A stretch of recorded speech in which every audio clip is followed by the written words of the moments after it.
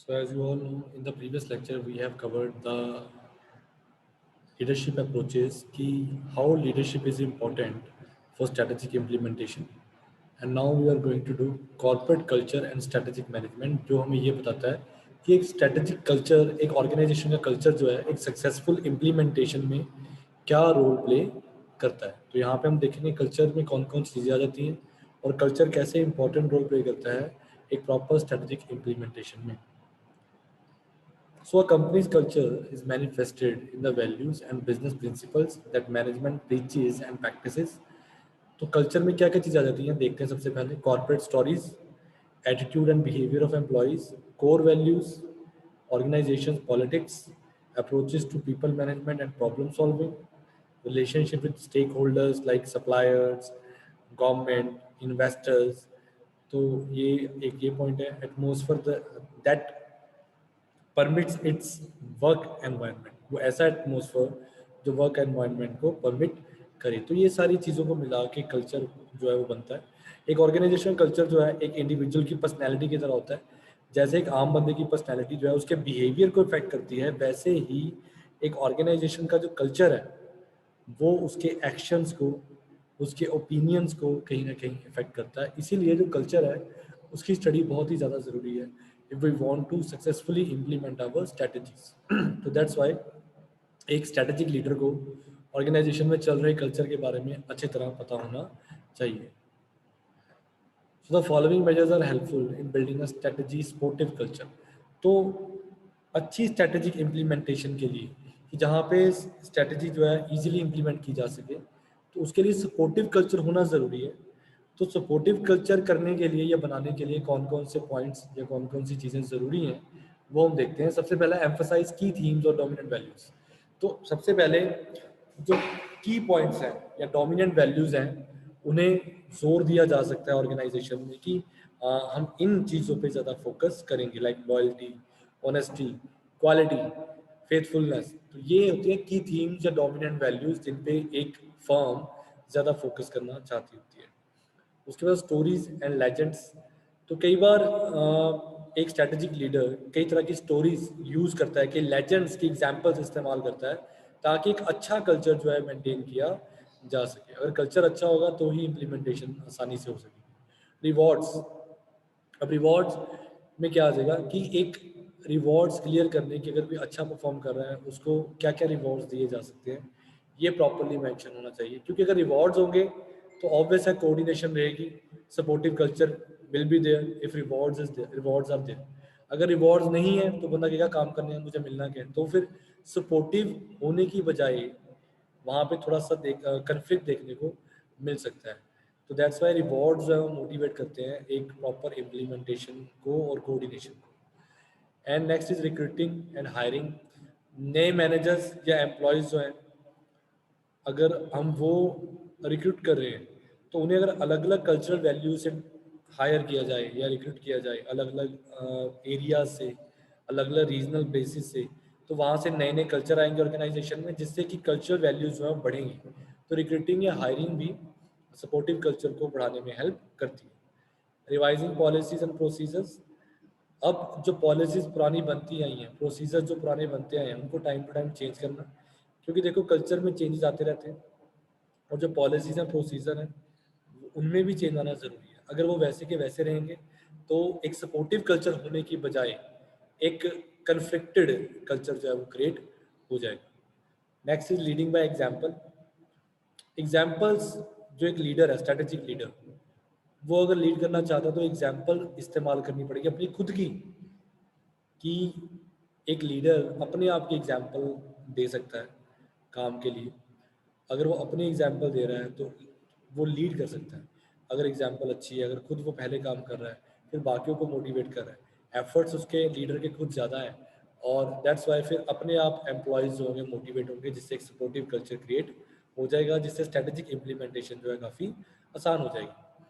Ceremonial event यहाँ पे ये है कि अगर किसी का बर्थडे है या कोई त्यौहार है, होली आ गई, दिवाली आ गई, गुरु गोबिंद सिंह का बर्थडे आ गया, कोई भी ईद आ गई, जैसे आज ईद है, तो ऐसे इवेंट्स करवाए जाए ताकि एक शेयर्ड कल्चर बना रहे, एक सपोर्टिव कल्चर बना रहे जिससे कि स्ट्रेटेजिक इम्प्लीमेंटेशन में दिक्कत ना आए। Group gatherings, time to time get together करना, ये भी कहीं ना कहीं इफेक्ट करता है सपोर्टिव कल्चर को। सो ये पॉइंट्स हैं जो सपोर्टिव कल्चर को मोटिवेट करते हैं, और सपोर्टिव कल्चर इसलिए नीडेड है क्योंकि अगर हम सक्सेसफुल इम्प्लीमेंटेशन चाहते हैं तो supportive culture should be there.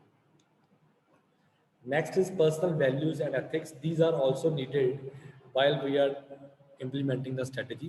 So if we want successful strategic implementation, then personal values and ethics are needed. So ये होते क्या हैं देख लेते हैं। values, personal values and core values all refer to the same thing. ये तीनों चीजें सेम है। अब इनका मतलब क्या है? They are desirable qualities, standards or principles. Values are a person's driving force and influence their actions and reactions. Ethics is defined as a discipline dealing with what is good and bad, right and wrong, or moral duty and obligation. तो ये values हमारी driving force होती है जो हमें कुछ action करने के लिए मोटिवेट करती है, और एथिक्स होते हैं जो हमें अच्छे और बुरे के बीच फर्क बताते हैं। तो ethics are the moral principles and values that govern the behaviour of a person.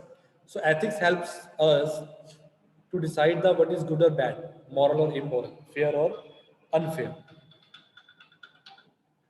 And इस तरह से मतलब एथिक्स में बताते हैं क्या अच्छा है क्या बुरा है। और मॉरल प्रिंसिपल जो है वो हमारे जो बिहेवियर को गाइड करने में हेल्प करते हैं। So ethics serve as a moral compass to guide our actions. There are many sources for an individual ethics. These अब एथिक्स कहाँ से आते हैं? एथिक्स मेनली फैमिली बैकग्राउंड से, रिलीजियस बिलीफ से, कम्युनिटी स्टैंडर्ड से एंड एक्सपेक्टेशन से। तो एथिक्स और जो हमारे वैल्यूज हैं ये दोनों साथ साथ चलते हैं, क्योंकि वैल्यूज हमारे बिहेवियर को गवर्न करती हैं और एथिक्स हमें सही और गलत के बारे में बताती हैं। और सही और गलत का हमें सोसाइटी से तब पता लगेगा, हमारी फैमिली से पता लगेगा, हमारे रिलीजियस बिलीफ से पता लगेगा। तो एन एथिकल, और इसी तरह एथिक्स और मोरल वैल्यूज इनका होना एक ऑर्गेनाइजेशन में भी जरूरी है। So an ethical organisation is driven by ethical values and integrity. Such values shape the search for opportunities, the design of systems, and the decision-making process of the organization. They provide a common frame of reference that serves as a unifying force across different functions and employee groups. Organizational ethics define what a company is and what it stands for. तो organisation जो ethics है वो ये बताते हैं कि एक company क्या है और उसके ऑब्जेक्टिव क्या है, वो कंपनी सोसाइटी में क्यों एग्जिस्ट कर रही है। इसीलिए एक एथिकल ऑर्गेनाइजेशन अगर होगी, अगर ऑर्गेनाइजेशन पता है उसकी मॉरल वैल्यूज क्या है, तो स्ट्रेटजीज इंप्लीमेंट करने में दिक्कत नहीं आएगी। तो ये भी स्ट्रेटजिक इंप्लीमेंटेशन से रिलेट करता है। तो अप्रोचेस टू एथिक्स है फिर। अब एक ऑर्गेनाइजेशन कौन कौन सी अप्रोचेस यूज करती है एथिक्स को फॉलो करने के लिए? तो सबसे पहले ये यूटिलिटेरियन अप्रोच। तो इस अप्रोच के अकॉर्डिंग जो मॉरल बिहेवियर है वो ये माना जाता है कि moral behaviour is one that produces the greatest good for the greatest number. जितना ज़्यादा मॉरल बिहेवियर होगा उतना ही ज़्यादा ऑर्गेनाइजेशन के लिए अच्छे रिजल्ट जो है देखने को मिलेंगे। इसे कहते हैं यूटिलिटेरियन अप्रोच। इंडिविजुअलिज्म अप्रोच है नेक्स्ट। ये अप्रोच कहती है कि acts are moral when they promote the individuals best long term interest which ultimately lead to the greater good. कि अगर इंडिविजुअल इंटरेस्ट पूरे किए जाएं या इंडिविजुअल जो ऑब्जेक्टिव्स हैं उनको पूरा किया जाए, उनको एड्रेस किया जाए, तो इससे ऑर्गेनाइजेशन ओवरऑल उसको बेनिफिट मिलेगा। तो इसे कहते हैं individualism approach. Next is moral right approach. According to this approach the fundamental rights and liberties should be respected. तो फंडामेंटल राइट्स आपको पता है हमारे कॉन्स्टिट्यूशन में दिए हुए हैं। तो यहाँ पे राइट ऑफ फ्री कंसेंट है, राइट ऑफ प्राइवेसी है, right of freedom of conscious है, राइट ऑफ फ्री स्पीच है, राइट टू ड्यू प्रोसेस है, right to life and safety है। ये जो राइट्स है हमारे, इनको प्रोटेक्ट करना इसे कहते हैं मॉरल राइट्स अप्रोच। तो ये भी एक ऑर्गेनाइजेशन का काम होता है। Justice approach. अब यहाँ पे जस्टिस अप्रोच है किससे भेदभाव ना करना, ठीक है, रिलीजन के आधार पर, कास्ट के आधार पर या प्रोसीजर्स के आधार पर। तो ये सारा that is known as justice approach. तो ये अप्रोचेज जो है एथिक्स में फॉलो की जाती हैं, जा सकती हैं। उसके बाद है CSR, कॉर्पोरेट सोशल रिस्पॉन्सिबिलिटी। आप सबको पता है कॉर्पोरेट सोशल रिस्पॉन्सिबिलिटी जो है वो सोसाइटी को सोशल वेलफेयर के लिए की जाती है, सोसाइटी को बेनिफिट्स प्रोवाइड करने के लिए की जाती है। इसमें एनवायरमेंटल इश्यूज हो सकते हैं, चैरिटेबल वर्क्स हो सकते हैं, लोग सोसाइटी रिलेटेड कुछ काम हो सकते हैं जो कॉर्पोरेट सोशल रिस्पॉन्सिबिलिटी में आते हैं।